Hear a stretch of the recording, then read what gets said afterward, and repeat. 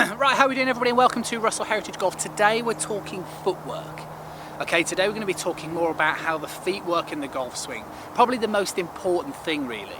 Your footwork is something that you're going to always be able to feel. If you can get a sense of feel, then you're going to get the repeatability that you want in your golf swing. Sometimes the problem is with swing thoughts is that they come and go. One day they work, the next day they don't. If you can understand how your weight is supposed to be distributed throughout your swing, and you can get repeatability in how your weight shifts, then I promise you can have a much better chance of getting repeatability more consistently throughout your game. Okay, so let's start talking about this kind of weight distribution. The setup, okay? The setup should be a bend of the hips first, then a knee flex. You should feel as though your weight is maybe nice and evenly distributed between the feet. We don't necessarily want it massive towards the toes, we don't want it massive towards the heels. The suggestion would sometimes be on the balls of your feet, but as long as you feel balanced, that's key. I would just suggest if somebody was to push you from behind, you can hold your own balance. If somebody was to push you in front, you can hold your own balance. That would give you a good suggestion of how to distribute the weight between your feet. In terms of how wide your feet should be, I like to see a nice athletic golf swing. Regardless as to your age and movement, I like to see golfers get the best out of their swing that they possibly can.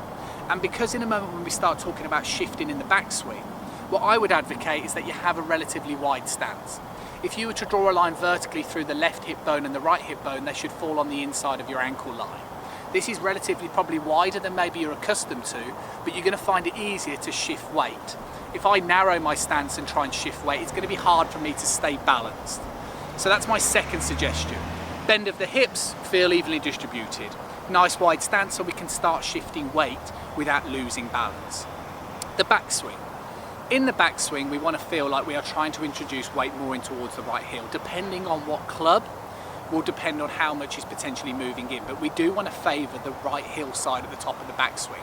So as I swing up to the top of my backswing position here, I am trying to get the feeling that my weight pressure is more in towards my right heel. If you can't feel that, then this is when I would suggest you start thinking more about your backswing position. So if you kind of swing back and you feel like the weight is more on your toes, then start to get the feeling that your shoulders are pointing more down towards the ground. You'll see the way my right hip starts to go back into its kind of original position.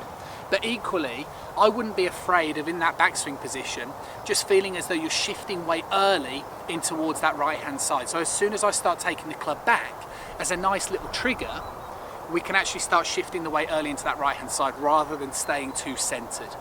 If you stay too centered and you don't create any sort of little sliding movement, it's going to be hard for you to shift the weight. And what you'll generally find is for a lot of golfers that I see that kind of turn on the spot, they actually end up with weight more on the left hand side. You want the weight on the right hand side because then we want to move it into the left at the start of the downswing, which I'm going to move on to now. But what's really important is that you're trying to emphasize the weight in towards the right heel at the top of the backswing position. From there, my opinion is as soon as you start the downswing, or almost as soon as you're finishing your backswing position, this is when you want the weight to shift over to the left. It will shift evenly into that left foot, right? So I will swing back, weight in towards the right heel. As soon as I start the downswing, I will just be creating a little bump towards the left-hand side. I will either swing up to the top and then create the bump first, or my suggestion would be as I'm still swinging the club up to the top, then I would start to bump in towards the left-hand side. The point is, as a good gauge of thumb, is that by the time my left arm is horizontal coming down, I now want to feel like most of my weight is on the left-hand side. This is where golfers aren't very athletic, they don't move well. And what I mean by this is that as I kind of swing up to the top, as I come down slowly here, is that if I bring my arms down like so, my weight is still very evenly distributed. I think the weight really needs to be moving into the left as soon as you can. So by the time I'm left arm horizontal, coming into this downswing, I can now feel all this weight on this left-hand side. If you're struggling to do that, then look at your knee movement. Allow the knee to flex so you can feel like you're putting pressure more down in towards the ground like so. This is going to help you use the ground, but it's also going to help you get that consistency in your balance and that repeatability that we kind of touched on earlier. Coming down in towards impact, okay, this is the point now where you're going to start triggering more rotation in your swing. And what I mean is at the moment we've created rotation going back with an element of shift. We've now shifted left, and from here I need to start triggering more of a turn. As I start triggering my turn, as I come down in towards impact, what should start to happen is that my weight now goes distributed between my right toe and my left heel. As I mimic impact for you here, you can see the way actually most of my pressure actually feels more on the right toe than it does in the left heel. But that's the point. If you feel like your weight pressure's on your toe line on that left side, then to be honest with you, I think that's where you're going to be kind of drifting forward and you're going to have difficulty. If you can get the weight moving into this left heel, then it suggests that you're creating a good rotation. And if you to rehearse your impact position, if your feet are very flat on the floor, then you'll probably feel like your weight is evenly distributed. I like to see a rotation in my golf swing. So from here, this is why if I start moving my belt buckle more around to the target, you can now see the way my left toe is starting to flare up in the air and my right heel is lifted. This is basically because of how much weight now is distributed between my right toe and left heel. I think that's a really important thing to do. When I give golf lessons and people are looking to compress the ball and hit it better, I'll generally be talking a lot about footwork first so that you can understand exactly what you should be doing and how to feel it. Makes a massive difference. From there then, as you start to kind of hit the ball and you start to swing through, you'll start to create more of a thrusting movement. So this is the part of the swing. You won't swing through like so. You'll start to lift up, and this is where all the weight now is going to be shifted completely on towards the left-hand side. So by the time I get to kind of right arm horizontal on the way through and finish the swing, all my weight is now positioned on my left-hand side, and the only little bit of weight on my right toe is for balance.